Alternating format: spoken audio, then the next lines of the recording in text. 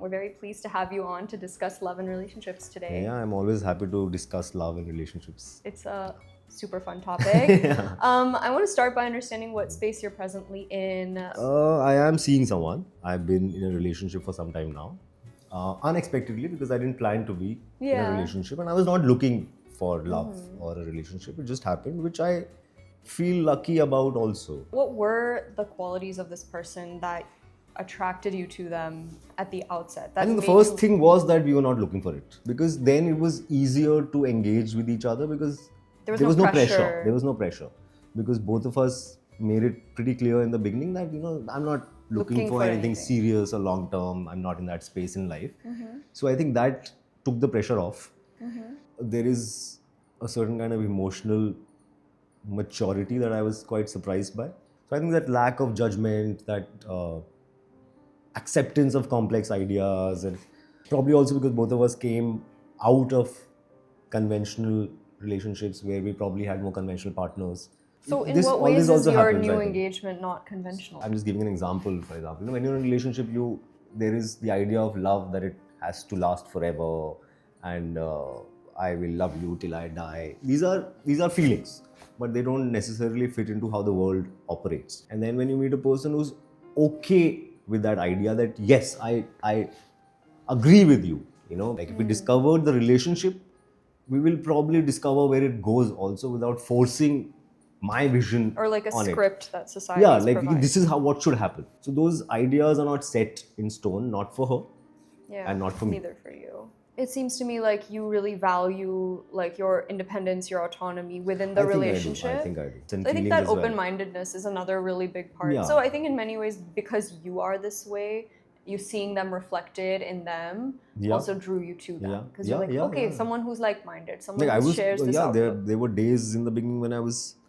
almost surprised by the Yeah. fact that this person also thinks Just this way. you. Like I thought that some of these things are, some thoughts and feelings are never meant to be shared. Sometimes, and people do have these ideas. Yeah. Even in relationships, I've heard so many people saying कि अरे सब कुछ नहीं बताना होता है, या it's पूरा सच नहीं बोलना होता है. You have to find the balance along the way. But to be able to be completely honest, to be able to share parts of you which are not necessarily palatable in social ways or conventional ways or cultural ways, and then even if the other person doesn't agree, they understand. Given your upbringing, how did your conception of relationships, how was it shaped by how you grew up, where you grew up in Delhi, by your family? Or I mean, growing up, the ideas of love and relationship are fed to you, or they just like you learn from the world around you. Somehow, I don't know where it comes from, there has been a voice inside me saying, why is this like this? Yeah. Why Or are is we this supposed to do this? is this the only way? So let me ask you a question. Is marriage something you see for yourself? Ever? It's not something I'm opposed to, but otherwise it's not something that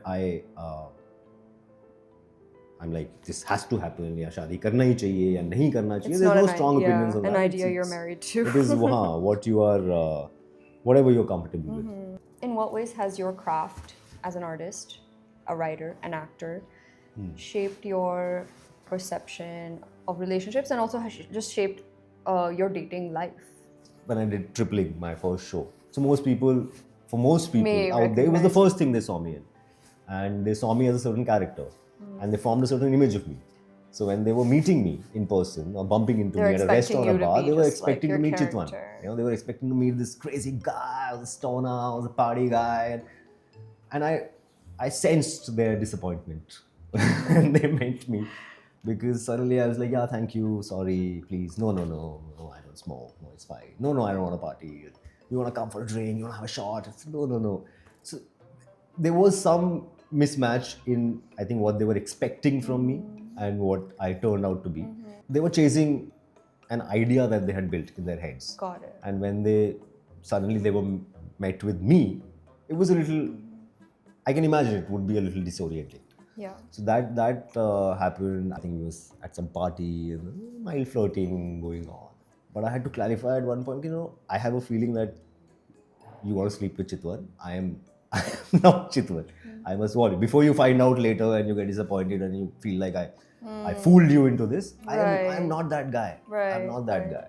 If you could go back and give your younger self advice, or maybe advice to someone who is single, for young men especially. I think there is a lot of conversation these days around the online teachings that some young boys might be getting exposed to, and that I think is an extreme example of the same problem, that how to get a woman and how to crack a woman and how to make her subservient, and it's like very dehumanizing. I think it's dehumanizing. Right. And then the algorithms come in, and then some seniors come in, and the Andrew Tates of the world come in, and then they start telling you what women are and how to deal with them and how to crack them. And it's almost like you stop looking at them as individual, complex human beings and paint them all with one brush and try to solve that problem.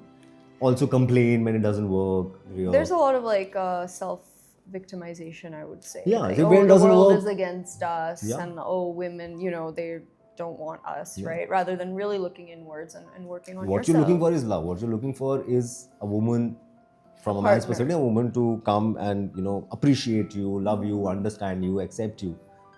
But the way you're going about it is completely the opposite of that. Anything wild that a girl has told you on a date, or anything wild that's happened? I mean, there's a lot of wildness in my DMs.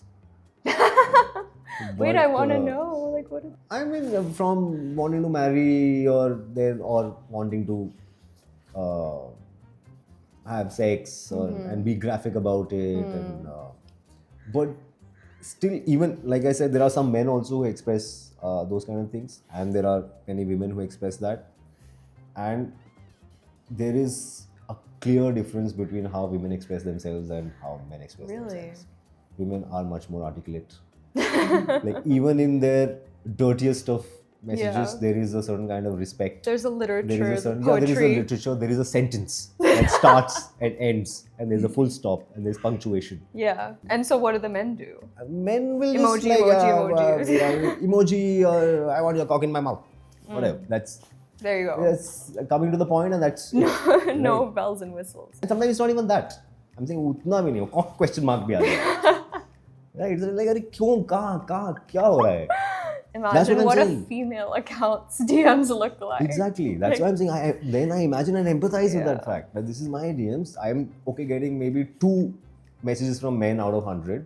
Yeah. Right. You are probably getting 200 out of 100 because the same person is sending multiple messages. And if you are having to read this all day every day, don't then read them. I completely understand and empathize with what women are complaining about. What would you say to men who are like in the DM saying these things? Like, what would you? I mean, again, I think comes back to humanization first of all. Like, if you really, what are you looking for? You're looking to connect or be attracted to you, or or get into bed with you. This is not the way. This is not the way. This is not going to work. You are ruining it. Yeah. You are pushing them away from you. By behaving like this, by being disrespectful. For sure. Do you feel like young men have sufficient spaces in which they can express their vulnerability and really commune with their emotions with other people? Or it could be better. I think it could be better. It's about trusting the world. We don't trust the world with our feelings. I think that's what happens. And with boys, that happens more because they've been told that if you share, then somebody will make fun of you, or somebody will take advantage of you, or you're weak, your weakness and your emotions. You're girly, right. So it is lack of trust. True. With time and with some effort, I've been able to build that ecosystem around me.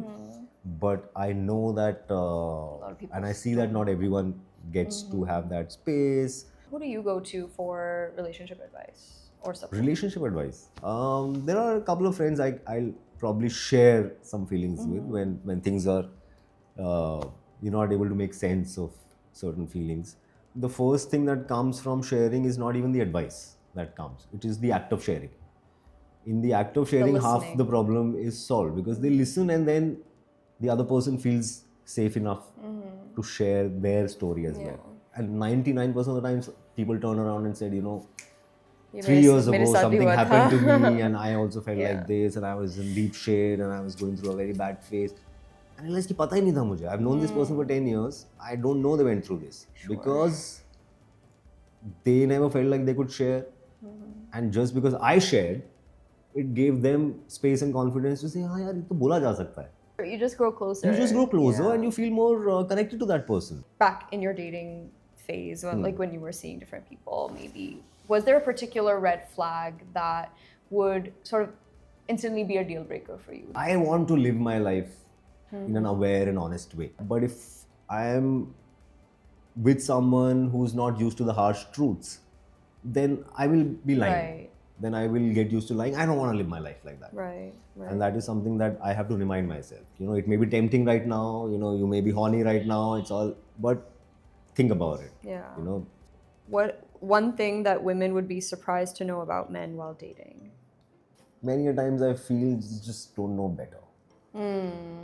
That benefit of doubt. That Yeah, little bit benefit. They also थोड़ा never testing were करके taught. समझ में आएगा. I know it's a little risky if you get put off by something, but they just yeah. They're doing their best. They're It's the doing first their time best. they're- Yeah, it's just that probably they've been unlucky with the teachers they have had, or the courses they've done, or the people they've followed on social media. Okay, engineer or actor? When was it easier to get dates? Dates, definitely actor. I mean, Really? Engineers have a bad reputation. I was, of course, much younger when I was in engineering. So I was stupider. More? I didn't have my that's what I'm saying. Even stupider. Imagine can't. that. Wow. I'm very happy to know all these things about you. Thank you so much. Is it for my turn opening to up. ask questions now? You For have the always, next 1 hour. You have always been welcome to ask questions. But it's been a pleasure, and I really appreciate your honesty and your candor today. Thank you. Thank you for joining us on Thank Love you. Handle. Thank you for having me. Thank you so much for watching another episode of Love Handle. If you enjoyed this video, do be sure to hit subscribe, share it with your friends, like the video, and leave in the comment section below what you want to know about Amol's love life next. Because we're definitely going to have him back on. We'll see you in the next one. Bye!